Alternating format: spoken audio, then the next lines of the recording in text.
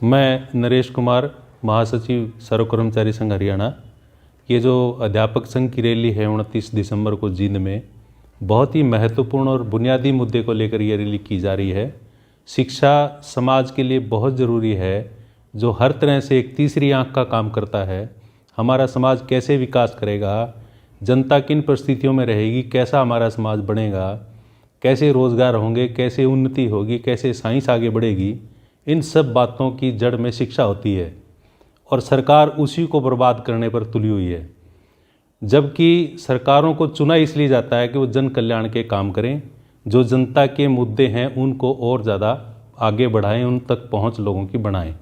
लेकिन अगर ये चुनाव के समय सरकारें इस तरह से बता दें कि शिक्षा को हम इस तरह से बर्बाद करेंगे अगर हम सत्ता में आते हैं, तो फिर देखते हैं जनता क्या फैसले करती है। ये जनता के साथ भी और देश की लोकतांत्रिक व्यवस्था के साथ भी एक धोखा है। जनता से जिस तरह के वादे करके आते हैं उसके बाद उनको बर्बाद करने पे लग जाते हैं। इसके अलावा भी पूरा जो कर्मचारी वर्ग है, सरकार की नज़र हर क्षेत्र पे है। हर सरकारी क्षेत्र को प्राइवेट करने पे सरकार चल रही है।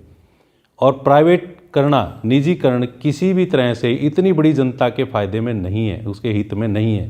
ना तो पक्का रोज़गार होगा और ना ही जन कल्याण के काम होंगे, ना ही लोगों को ठीक से सेवाएं मिल पाएंगी। इसके अंदर सेवाओं की कटौती एक बात है। हम कर्मचारी हैं और हमारे ऊपर भी एक हमला है।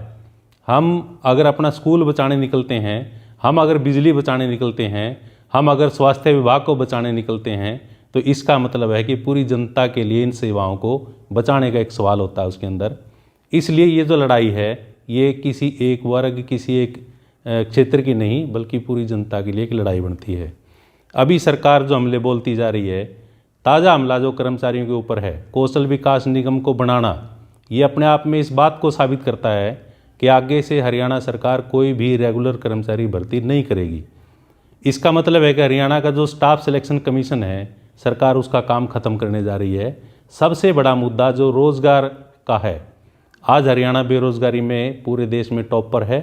और जो बेरोज़गार नौजवान हैं, जो पढ़ लिख रहे हैं, उनको नौकरियां कहां से मिलेंगी? बेरोज़गार नौजवानों का बहुत बड़ा सवाल ये बन चुका है। अभी ताज़ा सरकार ने एक चिट्ठी निकाली है, कर्मचारियों को जो मेडिकल अलाउंस मिलता है 1000 रुपये प्रति महीना, सरकार उसको बंद करने जा रही है। उसकी जगह पे बीमा योजना, स्वास्थ्य बीमा योजना कर्मचारियों का किया जाएगा। जैसे किसानों का फसल बीमा योजना है, उसके तहत 25,000 रुपये कंपनी को तो दे देगी सरकार साल में, लेकिन कर्मचारी को जो 12,000 रुपये साल में दिए जा रहे हैं वो बंद कर देगी। मतलब 12,000 की बजाय 13,000 रुपये और बढ़ा के कंपनी को 25,000 रुपये देना मंजूर है, लेकिन कर्मचारी का उसी को बढ़ा के अगर 2,000 रुपये कर दिया जाए, वो नहीं देना चाहती सरकार। इसका मतलब है कि प्राइवेट क्षेत्र को बढ़ावा देने के लिए और उनको पोषित करने के लिए सारा जो पैसा है उन कंपनियों की तरफ चला जाए, इस प्रकार की सरकार की योजना है। इसी के अंदर अगर हम देखेंगे, ये जो पुरानी पेंशन की स्कीम थी उसको बंद करके नई पेंशन स्कीम लागू कर दी है सरकार ने। जब ये स्कीम लागू हो रही थी, जब ये सरकार के प्रपोजल में थी, जब ये बिल संसद के अंदर था, उस समय से हम इसके खिलाफ लड़ रहे हैं कि ये पुरानी पेंशन बंद करना किसी भी तरह कर्मचारी के हित में नहीं है, उनका बुढ़ापा असुरक्षित होगा। और अब जब उसके रिजल्ट आने शुरू हो गए हैं और बड़ी संख्या में एनपीएस में कर्मचारी आ चुके हैं, किसी की 1700 रुपये पेंशन बनती है, किसी को 2300 रुपये पेंशन बनती है नई पेंशन स्कीम में, तो उससे क्या गुजारे होंगे? इससे तो बुढ़ापा पेंशन ज़्यादा है। तो इसलिए ये एक मुद्दा कर्मचारियों से संबंधित भी है। साथ के साथ इन मुद्दों पे हम जो लड़ रहे हैं, कितने ही कच्चे कर्मचारी विभागों के अंदर आ चुके हैं, जिनका ना कोई वेतनमान फिक्स है, ना कोई उनकी बढ़ोतरी है, ना कोई डीए मिलता है, ना कोई मेडिकल मिलता है, ना कोई रिटायरमेंट बेनिफिट है, किसी भी तरह के एक तरह से मजदूर बना के रखा हुआ है। तो ये पॉलिसी सरकार की गलत है। इसके ऊपर हमारी एक लड़ाई है कि सरकार एक रेगुलराइजेशन की पॉलिसी बनाए, जिसमें हर 2 साल में जो भी कर्मचारी 2 साल कच्चा काम करते हो गया, वो सारे पक्के होने चाहिए। इस तरह की एक पॉलिसी सरकार बनाए, ये भी हमारा एक मुद्दा है।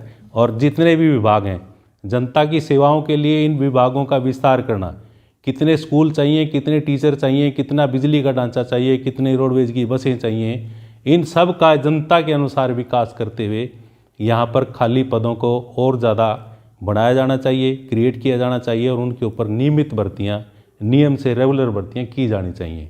ये हमारे आज के मुद्दे रहेंगे। और जो ये अध्यापक संघ की रैली है, 29 दिसंबर को। इसमें सर्व कर्मचारी संघ हरियाणा हर लिहाज से इस रैली का समर्थन करता है और इसमें साथ रहेगा। इससे केवल इतना ही नहीं, केवल रैली तक नहीं है बात, ये स्कूल और शिक्षा बचाने का जो मुद्दा है, इसमें जिस भी तरह की लड़ाई अध्यापक संघ तय करेगा, सर्व कर्मचारी संघ तय करेगा, हम उसमें तन मन से लड़ेंगे और सरकार को अपने कदम पीछे हटाने के लिए पक्का हम मजबूर करेंगे।